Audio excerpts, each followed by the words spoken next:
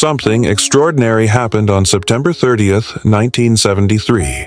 Something so quietly seismic that it hums beneath the surface of history like a secret waiting to be whispered. Pope Paul VI, the Catholic Pope, met the Dalai Lama at the Vatican, and in that fleeting encounter, two worlds brushed souls in a way that still begs us to stop, to listen, to feel. Can you imagine it? Two men, one cloaked in the white of papal tradition, the other draped in the maroon of Tibetan exile, standing face to face in a marble hall, their voices soft, but their presence roaring with the weight of centuries. What did they say? What didn't they say? Oh, how I wish I could have slipped into that room, unseen, to catch the glint in their eyes, the unspoken hymns of their hearts. This wasn't just a meeting, friends. It was a crack in the cosmic shell, a moment where the eternal peeked through the mundane, and I can't help but spill my thoughts across these pages, chasing the echoes of that day. Let's start with Pope Paul VI, shall we? Giovanni Battista Montini, a name that rolls off the tongue like a prayer, became the shepherd of the Roman Catholic Church in 1963, stepping into a world already trembling with change. Vatican II was his crucible, his grand experiment. Can you feel the audacity of it? A church rooted in ancient stone, suddenly flung open to the winds of modernity, daring to speak with other faiths, to stretch its arms beyond its walls. What a man he must have been. I picture him, slight and scholarly, his eyes carrying both the weariness of duty and the flicker of hope, guiding a billion souls through a storm he didn't start but vowed to weather. And 1973, that was deep into his reign, a decade of wrestling. With tradition and progress, his papacy a tightrope strung between heaven and earth. Did he ever lie awake at night, I wonder, asking God if he'd gotten it right? Did he feel the weight of that Vatican meeting pressing on his chest, knowing it wasn't just a courtesy but a gesture that could ripple across continents? And then, there's the Dalai Lama, Tenzin Gyatso, the 14th of his line, a figure so luminous he seems less a man and more a melody of resilience. By 1973, he'd been in exile for 14 years, driven from Tibet in 1959 when the Chinese dragon swallowed his homeland whole. Can you fathom that loss? A boy king turned wanderer, his throne replaced by a prayer mat, his palace by a modest house in Dharamshala. Yet there he was, stepping onto European soil for the first time, his feet touching the cobblestones of a world far from the Himalayan peaks he once called home. What courage! What heartbreak!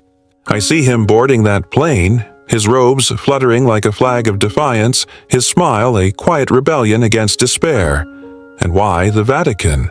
Why Pope Paul VI? Was it a calculated plea for Tibet's cause? Or something deeper? A soul's longing to meet another soul across the chasm of creed?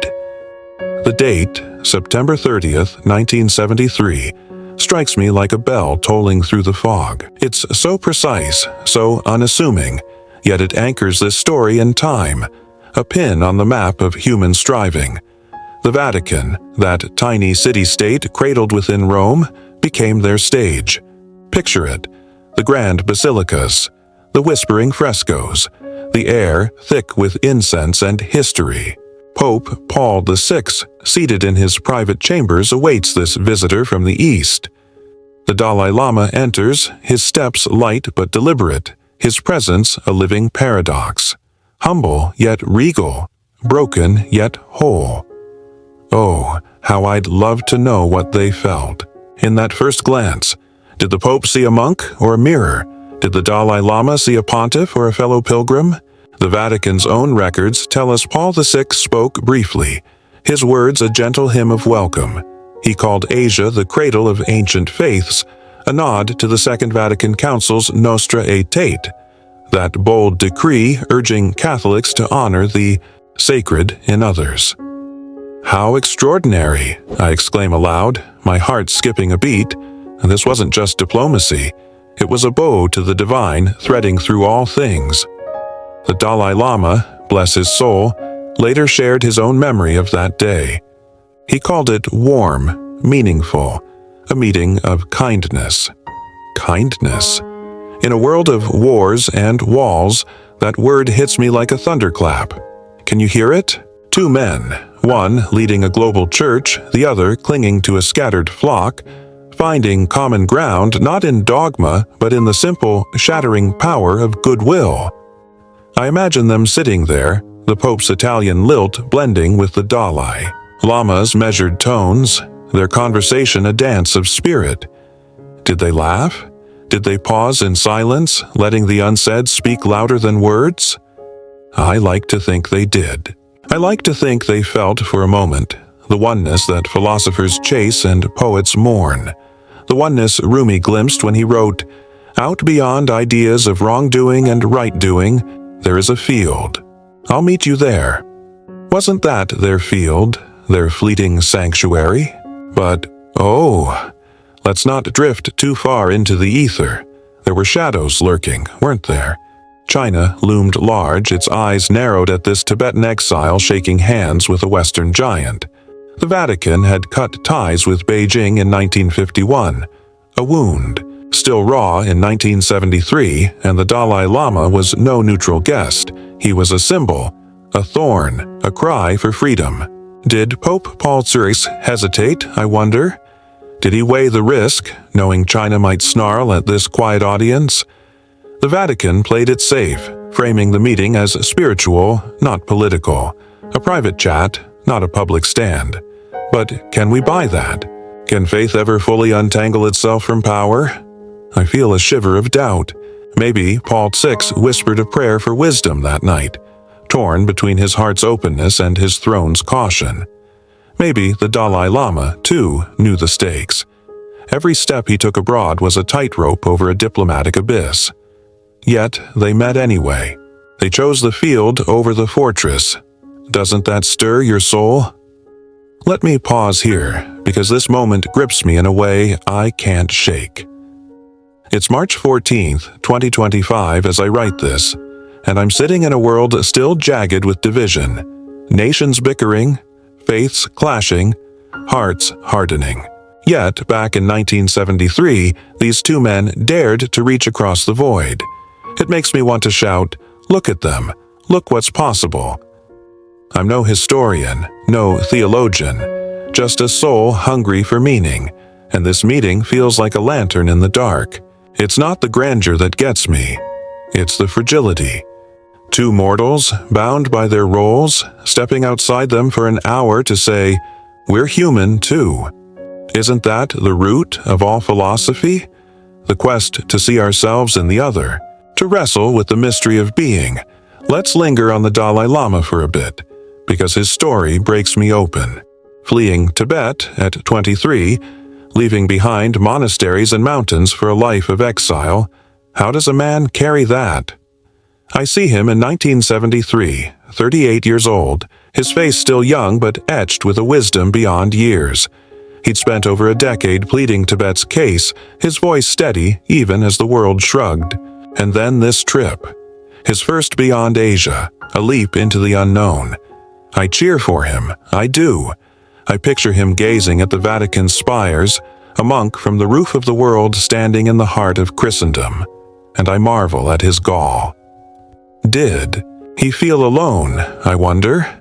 Did he carry his people's prayers in his pocket, a weight heavier than gold? To meet Pope Paul VI wasn't just a courtesy call. It was a bridge built with hope, a signal that Tibet wouldn't fade into silence. Oh, how I admire him. His exile didn't crush him, it carved him into a beacon.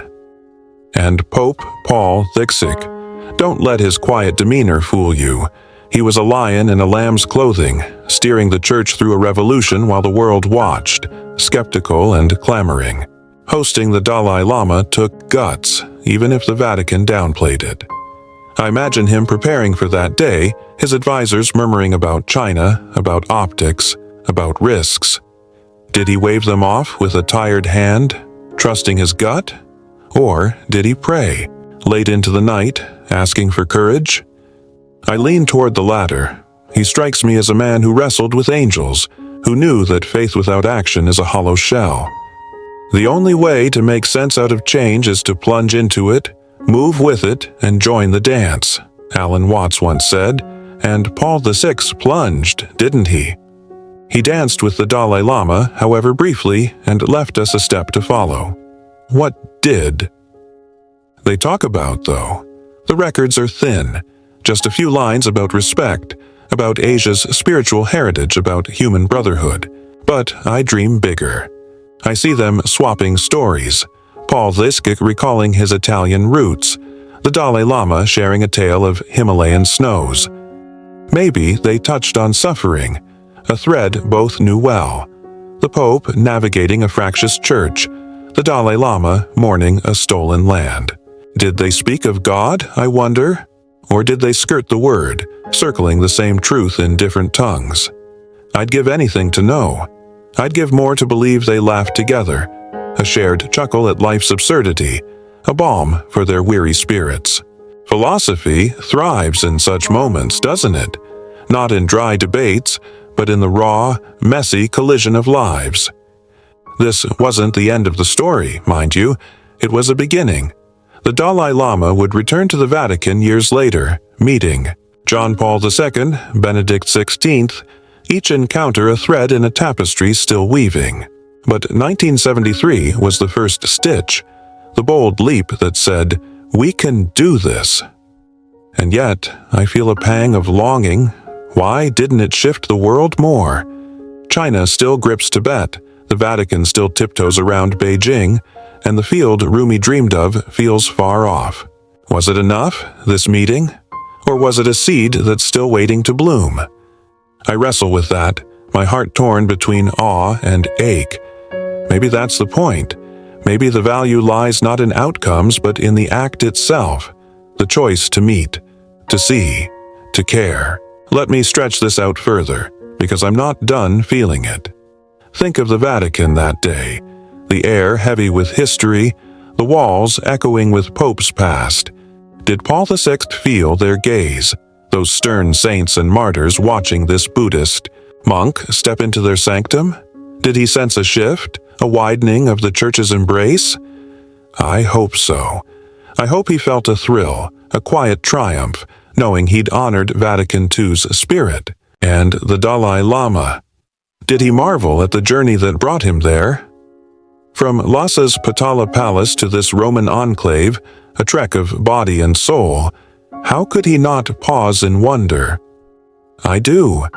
I pause and wonder for him, my mind spinning with the sheer improbability of it all.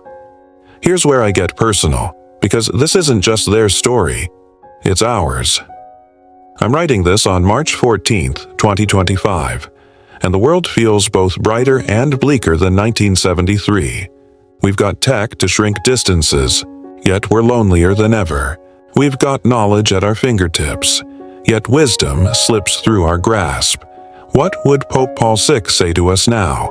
Would he urge us to keep meeting, keep dancing, keep seeking that field? And the Dalai Lama, still with us, still smiling, doesn't. His life screamed that resilience matters? I feel their voices tugging at me, asking, what are you doing with your time, your breath, your chance? It's a question that stings, that demands I look inward. So let's circle back to that sentence. Pope Paul VI, Catholic Pope, met the Dalai Lama in 1973 at the Vatican. It's a pebble dropped in a pond and I'm chasing the ripples. It's a flare in the night and I'm running toward the light. It's a whisper of what could be. A world where difference doesn't divide but deepens, where exile and empire can sit together and breathe. I'm not naive enough to think one meeting fixed anything, but I'm dreamer enough to believe it meant something. It's a spark, a glimpse, a call. The wound is the place where the light enters you, Rumi said, and maybe this meeting was a wound in history's armor, a crack where light poured in. I'll leave you here, though I could ramble on forever. Picture them one last time. Paul VI, his hands clasped, his voice steady, the Dalai Lama, his eyes crinkling with that unshakable calm. September 30th, 1973, the Vatican. Two souls, two paths, one moment. What does it stir in you? Does it make you hope, question, ache? For me, it's all of that and more. A reminder that life's meaning isn't in the answers but in the meetings, the dances, the fields we dare to seek. So here's my plea, my prayer, my shout into the void. Let's keep seeking them, those fields beyond right and wrong. Let's keep dancing, even when the music fades. Let's keep meeting, even when the world says no. Because once, in 1973, two men did, and the echo still sings.